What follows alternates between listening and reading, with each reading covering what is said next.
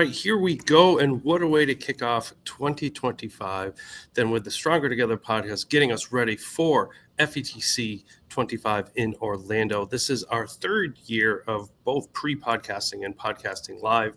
I'm very excited to be partnering with Identity Automation for this year. Some of these episodes, and definitely at FETC, we will be having co-hosts from their team to share all of the great work that they do.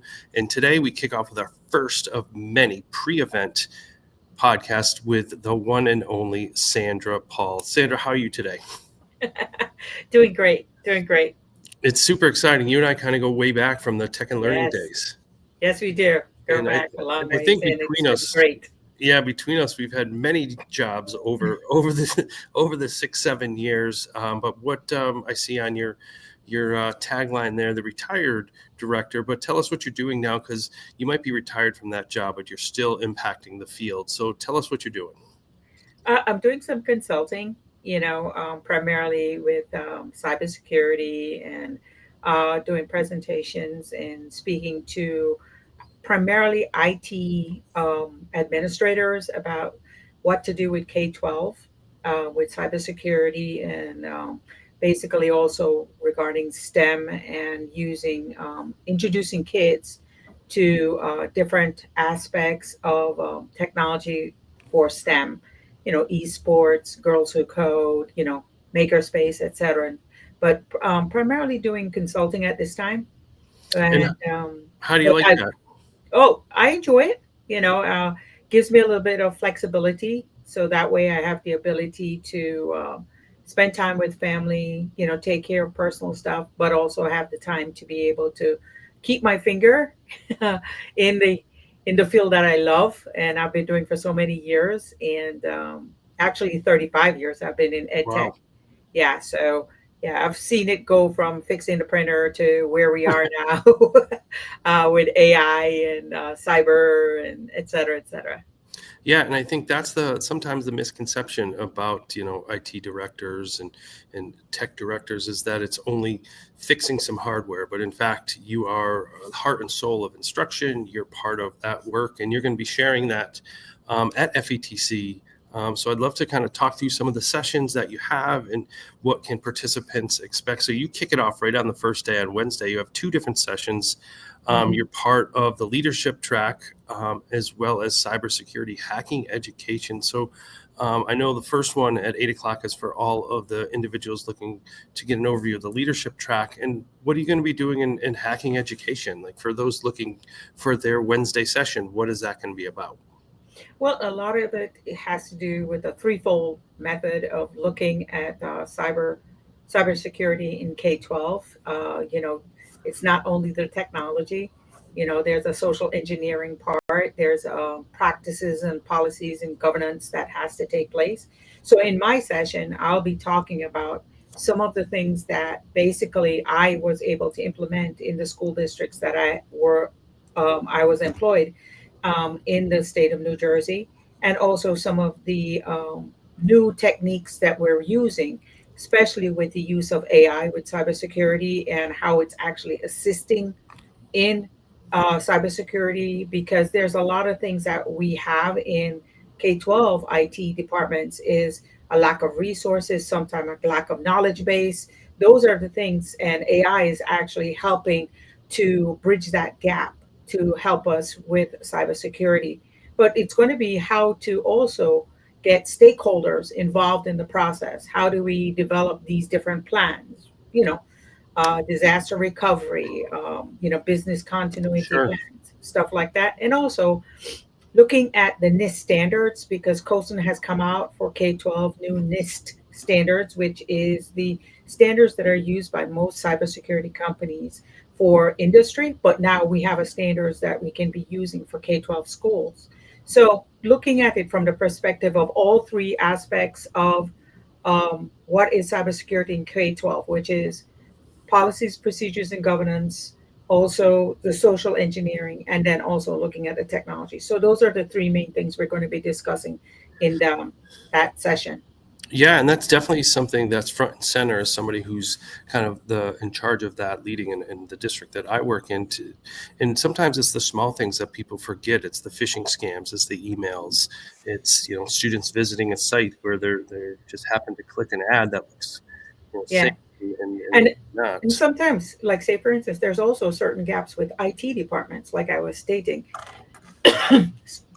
excuse me, such as the knowledge base or not having a cybersecurity officer in your department and stuff like that. Because one of the things that we have to look at is, how do we stay on top of it? So because of that, you depend on the technology to do it. So making sure about patching, making sure about password changes, stuff like that, making sure MFA is taking place, those type Yeah, of things will be discussed in that session. yeah, it's critically important to keep that safety as well. And then you roll right into Thursday with two more sessions: AI, data privacy, security, and cybersecurity. And then one that really struck my interest when I read it, the diversity, equity, and IT, a personal story. Is this kind of your journey as somebody coming up? Yes. You said 35 years, and probably at that time there wasn't a lot of female staff or any non-white staff in technology, and you were breaking those barriers. So what is that going to be about?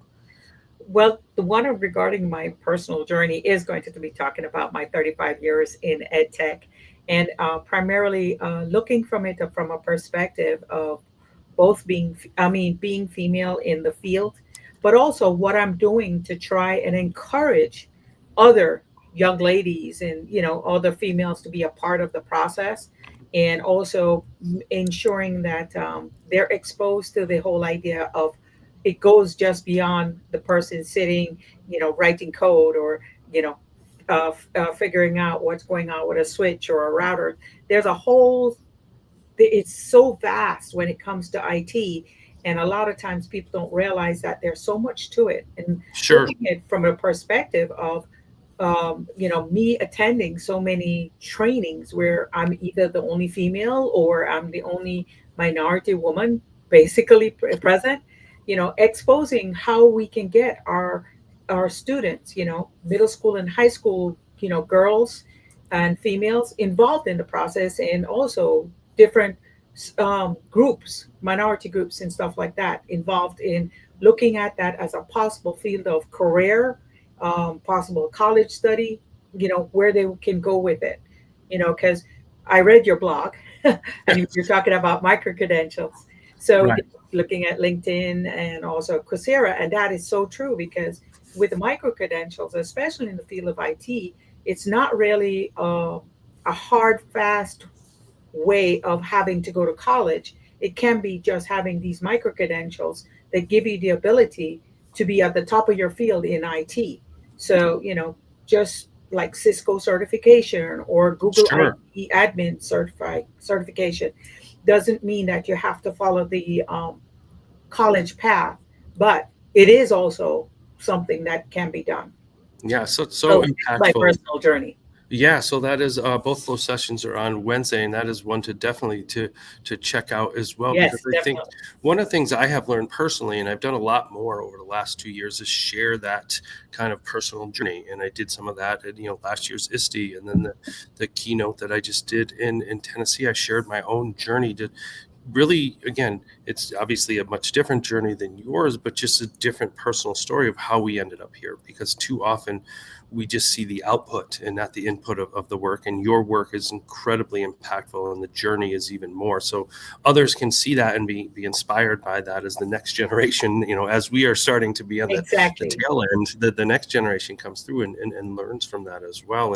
And you keep the presentation train going. You're going to have another one on Friday, January 17th, engaging students after school with STEM programs. This is one I was interested in because we talk about the school day ending and learning is over, but this sounds like you're looking to develop things after school. Yeah, because one of the things that sometimes gets a little bit difficult is like when you are looking at STEM programs for kids, sometimes kids have such a packed schedule during the day, they don't get a chance to actually experience some of the programs that are maybe available. So one of the things I'll be talking about is developing like how an esports program. an after school esports program for kids so that they can actually play sports, but also understand it's not just the matter of playing games. There's a Mhm. whole other aspects of it. There's SEL, there's CTE, all of those Sure. aspects of it. Having kids involved in a drone program, where they can get an FAA licensing. These are things that are available right now that can be done inside your school, but can be done after school. Girls Who Code, you know, having those programs. Like one of the things I did was I had a Girls Who Code when I had a fifth grade school, but then I had two middle schools and a high school. So I had a Girls Who Code program that had a feeder program that went all the way up to the high school students. So those are just some of the different ones that I've done, including, say, for instance, engineering. We did an engineering after school program with our CAD teacher, and it became so involved that not only did they study aeronautics, they also studied about different things regarding uh, cars, and they were Oh, building their wow. robots and stuff like that. So those were just some of the robotics. Like we did a robotic Olympiad after school. Okay. Yeah, that was fun. Yeah, yeah, beating up each other. That was fun. I Um, can you know, imagine.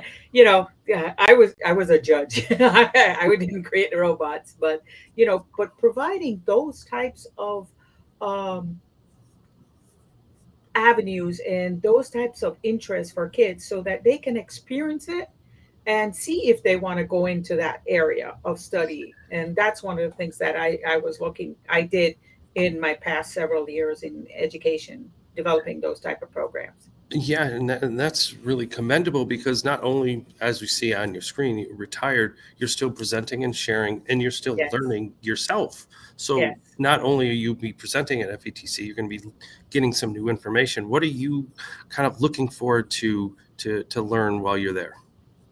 Well, first of all, I want to make it very clear that even though I'm presenting, I do not claim to be the authority on any of the topics I'm talking about. All right, let's just make Sure. it clear. Yeah, normally it's those who attend that actually have a lot of more of the knowledge base. And I always look at my when I do a presentation or a session, I always look at it as a discussion, a Okay. collaborative situation. It's not something I'm just telling you what I see, what I have come up to, I have experienced, but it doesn't mean that I'm an authority on anything.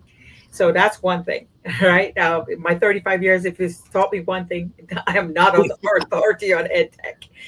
The other part that I think is also important, which is what I'm looking forward to, is hearing from others. What Hmm. is your experience? Even hearing from you. I think that's why you and I have talked so many times. Like, I've said to you, like, okay, what are you doing and where are you going and what are that's the reason why, like I said, I read your blog, Sure.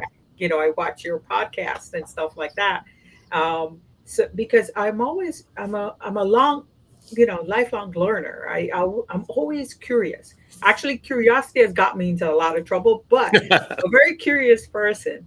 And because I'm a curious person, to me, learning new things is always important to me. Hmm. And I look forward to learning from anyone that attends and, networking with both friends, family, if you really want to, family is what Sure. I call a lot of you guys, especially, you know, you, Adam, Carl, it's more family than actual just friends or colleagues. And that's what I'm looking forward to, being able to network with people, learn new things, being able to collaborate with others also on projects and having discussions, and but also looking to uplift a lot of more females in the field of IT and technology and that type of thing. So I'm looking forward to doing that, and nothing against you, Matthew. No, But no, everybody has a lane, and I think that's what I love about FETC with the different tracks and the different yes, people. And like you said, a lot of us are one-offs. Like there's one of us in a district, and having yes, these opportunities at FETC, and we met at Tech and Learning, having these opportunities to meet and talk with others in your profession, in wherever from New Jersey or Florida, I think is impactful. Now, how many years have you been going to FETC? uh, about 3 years. Okay. Do you have a special moment? Is there something like, oh, I remember when this happened? Not right now. Not right Okay. now. So I'd have to think about it and everything else. But So, as a veteran presenter, what would you say to somebody just starting out? I would suggest that basically look at the schedule and kind of plan your day, Okay, because I yeah, think that's actually really good, because if you plan your day, it also gives you an opportunity to do networking, because as you go from session to session, you have the ability to, if you don't want to be able to like, say for instance, you can plan the session but don't attend or something like that. If sure. you don't attend a session, you have the ability to network with those that are around you. So because of So, that, one of the things I always say, plan your sessions, especially.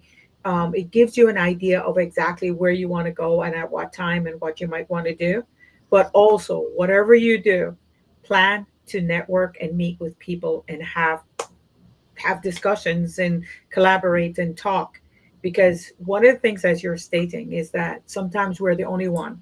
And yeah, if it's one thing I have learned over the years with tech and learning and with COSIN and ISTE and all these things that you and I have met at, and discussed, had personal conversations but also professional conversations about, is that we're all kind of going through the same thing. yeah, we're not really we're not really working in silos. We're working in silos maybe in our district, but not really working in silos throughout the world or throughout the nation. We're all working basically on the same thing, doing some of the same things. And my thing is, why reinvent the wheel? If I sure. can learn from you and you can send me something and say to me, okay, this is my outline, this is what I did, I can maybe more than likely develop it according to where I am in my school district or in my school to function the same way yours is functioning. Absolutely. Well, thank you so much for taking the time. And then, if you can, just a quick review on Wednesday, make sure to check out Sandra at a couple different sessions Yes. there. Cybersecurity at 9 o'clock on Thursday. She has two sessions with the AI, data privacy, and the diversity, equity in IT, her own personal story. And then Yes. again on Friday at 8 o'clock, bright and early, engaging students with STEM programs. So, Sandy, it's always great to catch up, see you, and I Yes. really look forward to seeing you in Florida, learning from you, and hearing about all the great things that you are bringing to the field. Yes, same here. And I'm looking to meet both you and all those that will be attending FETC. And like I said, I look at it as a learning event. So because of that, I'm ready and waiting to learn more. Wonderful. All Wonderful. right. For all of you that out there are watching, make sure to go onto the FETC site and put in search for Sandra to get all the specifics about her and her bio. And for all of you watching, continue to tune in. We'll be having many pre-FETC Yes. interviews, and then we'll be live for 2 days in Orlando. So, Sandy, we'll see you in just under 2 weeks in Orlando. Yes. Looking forward to it. Talk to you soon. Have a great day, everybody, and continue to tune in and always stay innovative.